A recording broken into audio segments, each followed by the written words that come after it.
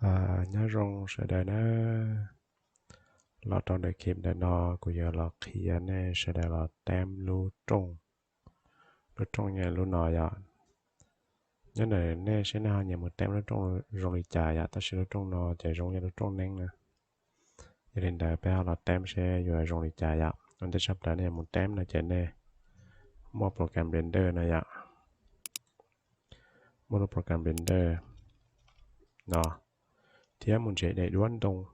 muốn nên nhẹ họ của cô dạ dạ đi để nó bỏ dạ để từ là đó dạ đi để đây nhẹ đi nó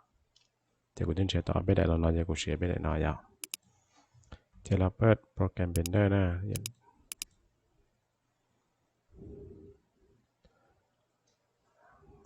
thầu anh nè chỉ để họ chỉ program blender nè chỉ lưu lại những tấu giá này dạ thật tao lên nó là lại thì mỗi lúc nó giờ nó out lại thì nó sẽ là lại không nó nhẹ từ s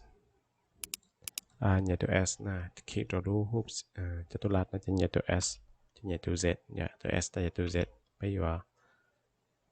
nhỏขนาดหมูตัวตัว z นี่นะนะถ้าตอนนี้เราเลยจะเหยียดตัว s จะเหยียดตัว x อย่าตัว x อย่าแกนเลี้ยนะอย่าจะจูเลยเนาะว่าเปล่า s x จะเปล่าที่เราต่ออย่าแค่นั้นจะไม่ต้องได้เสียตรงนะถ้าตอนนี้เราเลยเราจะเราเลยอย่าตอนนี้เราจะเนี่ยcontrol A control A ที่เราเลยอย่าจะจ่ายเราตัวขอจะสเกลแล้วนะขณะยา auto reset ตัวสเกลเชียอย่ากันเนี่ยจะใช้ตัวมาตรฐานเดียวมั่วขยายมั่วขยายรอแล้วนะก็จะเลขอันนี้ใช้สตันนอนะอย่านี่อ่ะสเกลอีนี่เนาะใช้ตัวเดียวขณะยาเขาว่ารูปเป็นฐานและว่าเพจตัวมั่วขยายรอ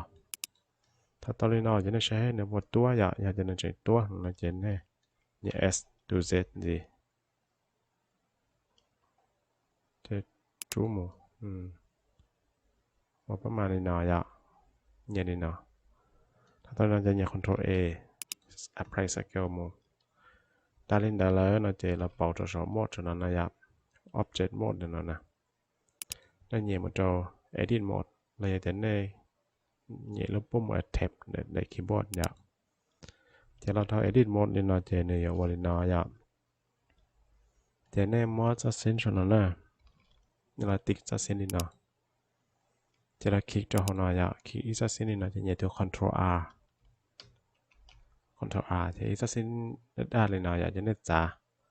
นั่นเนี่ยคลิกไซต์เต้นะจะเนี่ยจ่าดูชัดเนาะนี่เนาะจะเนี่ยตัวเนาะเจ้า control R จะคลิกไซต์เต้จ่าหมดชัดเนาะnóจะtrong đời đi sẽ bé chỉ cầm nó khả năng nhiều chim thế cái rong nhà này tiêu trên nó này thì khả năng lấy nhà control an gì thì nhẹ kích sẽ giảm một tờ nó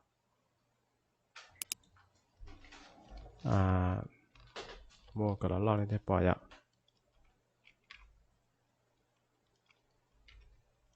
giá lo trong này nó nè giá lo trong này khỏi nó thì nó là cho tao nói là nhẹ cho xin là control R kích sẽ t ra một tao nó là khả năng chỉ của chỉ thế đi của sao không một sai cho sẽ thì sẽ nên nhẹ cả rồi có là nếu mà thế nè mà trả cả cho tụi lê lợi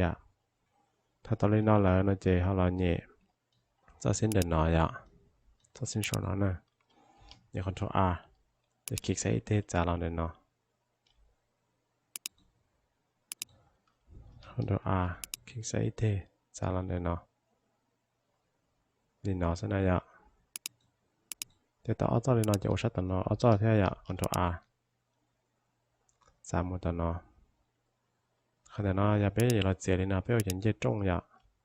nó chỉ chế giờ cũng đến nó nên họ chế li mà plau lu hụp cho tôi lát là giờ plau lu hụp plau trên này cho là vào plau thuần nhất trong sau này tao lên nè thế thì của họ chỉ lên đây của họ lên nó này ถ้าตอนนี้นอนจะได้หมดจากตากาโลเลยนอนนะนี่เราจะสอนนอนนะอย่านั่นแหละตัวใดตากาโลนอนไปจิใส่ซิ้นแล้วไปใส่ได้แผ่นตากาโลเลยนอนนะตอนนี้จะได้ใส่ตอนนี้นอนนะอย่าแต่เปล่าได้ตากาโลเลยนอนไปออกเปล่าได้นอนนะโอเคจะถ้าตอนนี้นอนแล้วเราจะได้รอใช้ชาหอนเนาะนั่นใหญ่ตัวคอนโทรลเลยชาอย่ามันจะเดินเสียงเราชาหกก้าจะได้คลิกได้นอนจะกดชิปอย่าจะคลิกได้นอนได้นอนได้นอนเปล่าได้เลยนอนจะเหยียดเลยอีnó cần để đi sẽ sát tỏ thằng ná tôi ạ thì nhảy từ y nhà nhảy từ y ta thì nhảy từ z để chú cho họ sẽ nên nhảy nó trong đi trả sẽ đi trả dạ thì bị gì của nhảy sẽ giải lý nó sẽ thằng chú tao nói cho nhảy khi sẽ ít tê cho nên sẽ dạ để tập lo tôi chết trong đi nó là chơi hai tia chào quán này họ nhảy nút trong rồi đi nó là nó chơi này côอยู่ในนอซิจะเตาดีเลยอ่ะอย่าเทปจะข้ามมาตันนอจะเตารู้ตรงนอเลยแต่สิหากแต่นั่นเนี่ยก็ที่เสากับตัวเจนันดาเจอนะอย่าเนี่ยนี่เดี๋ยวถอดเนี่ยเตาดีนอเลยเราจะนั่นเนี่ยตัว S อย่าเนี่ยตัว S เดี๋ยวเปล่าตัวเจตรงเรามาจะเลือกเปล่าได้หอกการีนอเนอะแต่นี่เนี่ยตัว S จะchú cho nhiều đa lên nào ya tất nhiên mình chỉ xài còn đa một cái đấy chúng ta vậy nè thế nếu nó là s thì nhiều từ vậy cho ya nhiều từ vậy nó anh đam cho sao vậy nó đây đa trở đi nó để kích sai ít thế đi nó còn nó chỉ thứ là s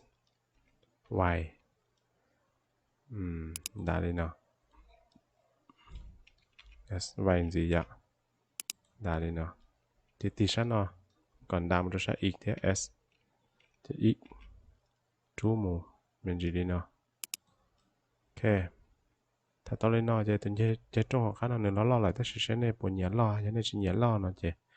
เนี่ยมันก็ไม่เราไล่อ่ะเนี่ยเราจะสอบตัวเครื่องมือสอนเราเนี่ยแต่ตัวขนาดเช่นนี้มั้งติ๊กตัวของ individual origin เนาะจะเนี่ยตัว s จะเนี่ยจูเนาะกับตัว j sau khá là mê dạ thì sẽ nên nhảy cái lọ đồ sổ đấy mê đồ sổ là nhớ đến này ok thì bây giờ của chú với màn đi nào là để nhảy kích sai tê tao lấy nó để nhảy thép nhảy cho khá là cho tao object một đi nào thì tao lúc trong này dạ tao lúc trong thì nên nhảy từ n dạ thế nó sai để sao scale tao nó có nhiều trả lời xuống đi nào sẽ là scale nó sẽ dạ theo rotation nó sẽ giờ sử dụng đi nó theo là y là gì nên tao là dạ thì thằng tao lên nó là giờ bé là trâu xì trâu ý là hai tiền giờ trâu xì đi trả dạ tại sao mà chỉ một xì á này nên là trâu một xì này nó sẽ cho nó này dạ nếu mà bé một đi nó thì nên là trâu mộtตัดครึ่งก่อนเนาะติ๊กđi nó còn nó mìnhจะใช้ NVIDIA จะนี่ปอสีที่ใช้กูตัว AMD จะนี่ชัวร์เลยอ่ะจะนี่เราต้องเดี๋ยวเขา render เลยเนาะปอขนาดเราใส่โก้เลยเนาะที่ปอเจ๋งเลยอ่ะจะนี่ใช้ตอนรู้ตรงนี้เนาะที่ใช้เนี่ยเขาจะมั่วสีนะnên để bây giờ cho xí, vấn đề bây giờ cho xí thì bây giờ muốn trong lần thua, hoặc là pen phiền nhận thua, hoặc là đợi này ạ. Nên để bây giờ lần thua là trong lần cho nó. Bây giờ các thép một cho họ edit một nhỉ, bây giờ bỏ khả năng edit một. Thì là họ trong nó là gì? Bây giờ là xài cho xin nó để bây giờ thua cho từ nhỉ, bây giờ các là xí cho xin cho nó này. Tích khả năng. Thì là cho này nó thì là tích cho xin là nó dạ nhẹ từ alternate lúc cũng alternate cho tích đi nào nên là ta số cho xin dạ để Qhia thì một cho họ để maxim nó dạ maxim nên sẽ ta để bây giờ chia đi nó còn một block để này dạ thằng này chia đi nó to lớn là chia nên là chia các học khá là thế dạ alternate ship alternate ship thì kích cho xin nó cho nó rồi thế nó chỉ chia đi nó chia này yuav thua nó trong chỉ rong này chỉ thằng này chỉ một trâu xí rồi chỉ này chỉ rong câu thằng liếc thế nó ta chỉ kích khóa nhá kích khóa là chỉ mặc xem cái này liên liên đi nàoเขาจะมักเซมนะมันยังเขาว่าเป๊ะอยู่จะมุนถั่วอย่าเป๊ะเสียเป๊ะจะมุนถั่วนะจะเป๊ะเจ็บแล้วจะเก่านั่นจะเสียคิดว่ามักเซมตาเล่นดาวแล้วเป๊ะก็เราเสียจะเจ็บตรงนั้นเถอะ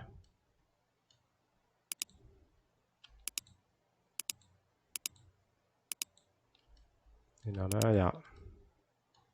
สุดๆดูเจ็บตรงเป๊ะมุดเสียแค่ดูรูละไรนะวิจารณ์เป๊ะอยู่จะรอถั่วจะรอนี่เราน่าอยากคิดว่ามักเซมนี่เนาะเล่นเรื่องนี่เนาะละไรนะอยากนี่มุดตัวเนาะจะเล่นเรื่องจะเจ็บตรงนี่เนาะนะจะได้เปิดขอ escalation นะอยากเปิดขอเนาะ escalate นี่เนาะจะได้ใส่ดีเนาะนะ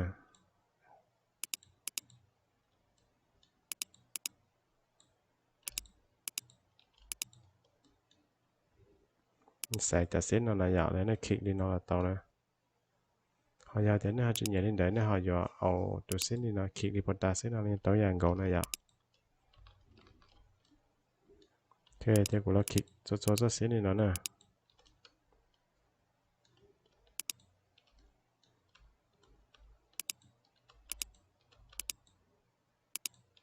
คลิกขวามักซิมได้คลิกอีกตัวคลิกขวาละตัวนะอยากแต่กูละคลิกขวานั่นเราจะกูเลือกอีกรอบนั่นเรากูมาลีเราคลิกขวาอีกเตะสักนิดต่อมักซิมที่เราชอบตัวนอเทียอยาก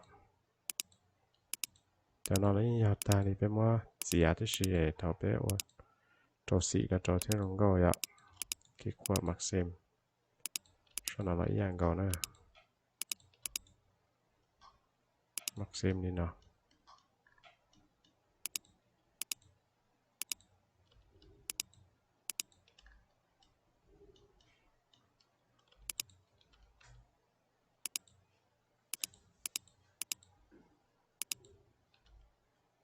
คลิกขวามักซิมเนี่ยโ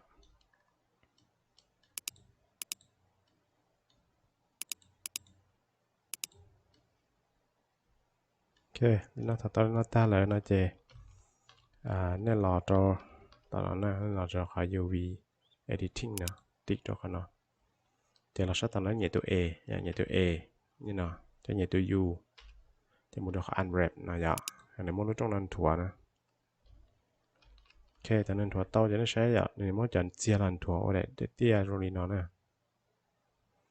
โรลีนอจะทำถั่วเต้าลีนอแล้วนะเจ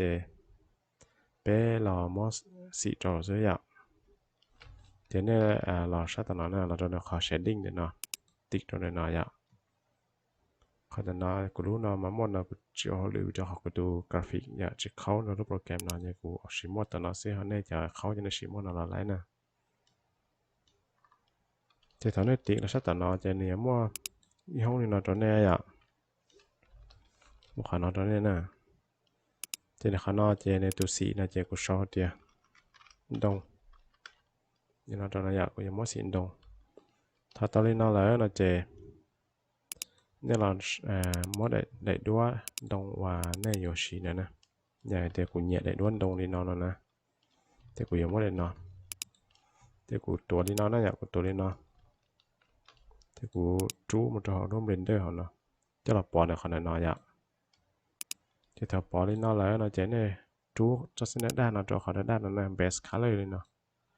ได้จู้แค่ปุ๊บนี่นะเจเนี่ยใช้ช้อนนอนนี่โอ้สิได้สินดงนี่นอนอยาก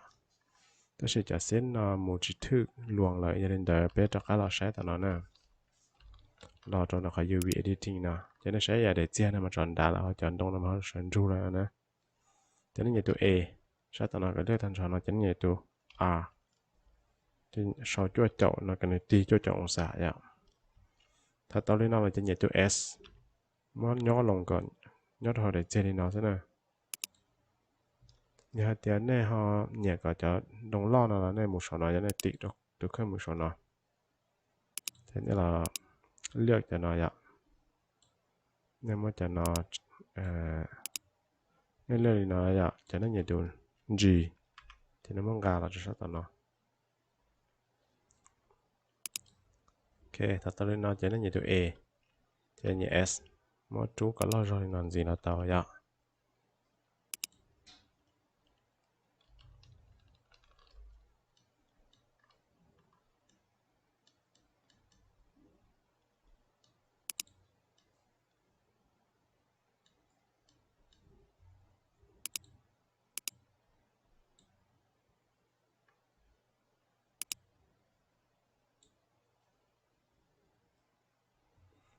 thật tới nóจะเป็นเราใช้ขนาดใช้ปุ๋ยจะสีปุ๋ยyaโอเคจะnóจะยาตานะยาตาเลยyaจะในที่เรารู้ตรงที่ไม่ได้เจนเราว่าเลยที่แต่ฉันเป็นเราขอจีเนาะอย่างนี้แต่รู้ตรงเรามันจะเปลี่ยนจอจีเท่าเป็นชิ้นจีเนี่ยจะได้จากเราจนได้ขอ shading เนี่ยเนาะแต่เตรียมมันเราชั้นนอแต่ฉันขนาดอยู่แค่ขยุ่งยีตรงนี้เสียหน่อยอะนั่นเราต้องขนาดนออยากจะเนี่ยมั่วขอจีดีเนาะนะจีเนาะเนี่ยจีเนี่ยเจเนี่ยมันหนึ่งรีมันจีเนี่ยขนาดเนี่ยเราเนี่ยเราไม่ขอสเปกกูล่าเนี่ยเนาะอยากเนี่ยมันจูกันรีมันจีเดี๋ยวเราจะเนี่ยช่วยจีแห่งอ่ะช่วยจีแห่งที่ตาเล่นได้จะเนี่ยมั่วขอ rawness เอาเนาะเนี่ยจูกันเจมันจีเดี๋ยวเราเนี่ยnên nó sẽ về tàu lại ạ tàu lên nó lại cho nên nhẹ trở ra là cho sát tận nó lại áo nó thì là nhẹ lúc nó sẽ ạ nhẹ lúc nó ok cho nó sẽ về bên tàu lúc trong này ạ bên tàu lúc trong rồi nó lại thì thật tàu lên nó lại nó chỉ nên export cho mù chỉ cho tàu iclone lại sẽ dạ để béเราđược khả năng nó làเราđược khả năng nó phải export FBI đi cho rõ của cái này export nhá nên đây khả năng nó cho nên mà export một số của chỉ cái này export trở lại nhá của là cái này tem trong đi nó sẽ hay này họ cho một hoài nhà này thì chính cái xe nó là xong để nó được học tới keep họ nó nhá